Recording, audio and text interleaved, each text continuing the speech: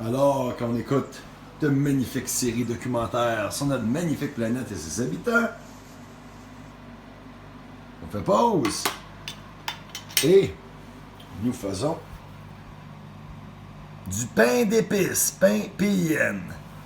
Il y a maintenant quelques années, notre amie, mesdames et messieurs, et notre prof, l'accueilleuse indigène Isabelle Simard, nous a démontré qu'on pouvait faire une espèce de farine grossière, aucunement nutritive, mais quand même aromatique, avec l'écorce de pain rouge. Donc aujourd'hui, c'est ce que je suis en train d'exercer. Je l'avais cueilli l'hiver dernier et je l'ai gardé à l'ombre pendant tout ce temps, et là, je le sors. Avant d'aller en cueillir d'autres, je dis on va le processer, et je suis en train de faire cette magnifique poudre orange terracotta, comment on pourrait dire, orange brûlé / brun. Bien foncé, pas mal couleur cannelle. Ça sent très très bon.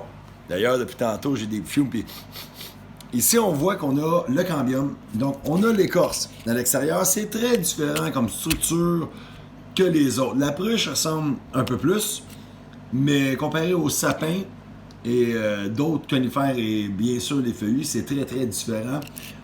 On prend aussi, on n'a pas besoin d'enlever l'écorce même. Donc, à l'intérieur, on voit son phloème xylème. Et là, ici, on voit très très bien cette couleur-là. Ça, c'est notre cambium. On voit le cambium quand même comme du monde. C'est pas mal plus pâle. Et donc, moi, je le mets dans mon petit moulin à café. Et oui, je sais, je suis pas très très bien équipé. Nous, ça fait à peine 1 an là, que je fais des farines. Puis quelques années, je fais des épices, mais ça le fait pour le moment. Éventuellement, mais que j'aille des sous, parce que là, je suis rendu à l'étape de me trouver une job. Et ce que je vais faire entre-temps, par exemple, je vais peut-être confectionner quelques épices et quelques farines et possiblement en vendre d'ici Noël. Parce que là, j'ai quand même des stocks, je trouve ça intéressant. Puis je peux en prendre un petit peu puis en vendre un peu, faire un peu de sous, payer ma carte de crédit. Mais en même temps, j'en profite pour vous montrer, vous inspirer à peut-être faire de même, d'aller cueillir. Donc, qu'est-ce qui est important, c'est de faire attention lorsqu'on cueille l'écorce, de ne pas tout prendre sur le pourtour du 360... Excusez-moi, le 360, même de la circonférence de l'arbre, parce que c'est là que tu vas aller tuer ton arbre, et l'idée n'est pas ça. Tu prends quelques petites lattes, et pour l'écorce de pain, ça pardonne le pain rouge, ça pardonne plus qu'on peut prendre vraiment l'écorce externe. Moi, vous voyez, j'ai quand même été assez profond, et je suis arrivé jusqu'à la couche qui sépare le bois interne, du moins l'aubier, de l'extérieur, qui va être le phloème, le xylème, bien évidemment séparé par le cambium, et bien sûr l'écorce, qui elle est recherchée et bien aromatique. Une fois de plus, pas très nourricier, mais très intéressant en termes d'arôme, puis ça donne vraiment le goût de pain, d'épices, pain, pas P-A-I-N, mais bien sûr P-I-N. Donc, je le mets là-dedans. Oh, il y a de la misère. Oh, j'ai éché mon affaire. Oh, merde. Ben anyway. Je peux pas vous le montrer, c'est la première fois qu'il bug. Ça veut dire que mes morceaux sont un petit peu trop gros. J'en ai pas vraiment un qui est chié en dessous de ça. On va voir si je peux pas le tourner un peu pour le déprendre. Parce que des fois, quand vous faites ça, ça fait la même chose aussi avec la farine de quenouille. Des fois, il y a des trop gros morceaux.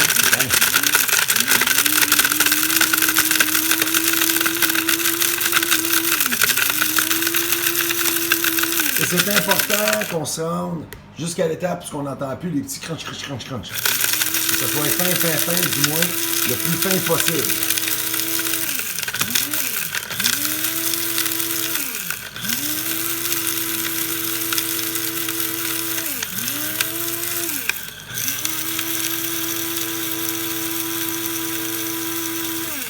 Et bref, aussi simple que... Excusez-moi, je vais essayer de... Là qu'on enlève ça, on voit la belle boucane que ça fait. Celle-là est encore grossière, donc je vais la repasser. Mais c'est tout simplement pour vous montrer qu'en bout de ligne, on peut se ramasser des substituts à la farine.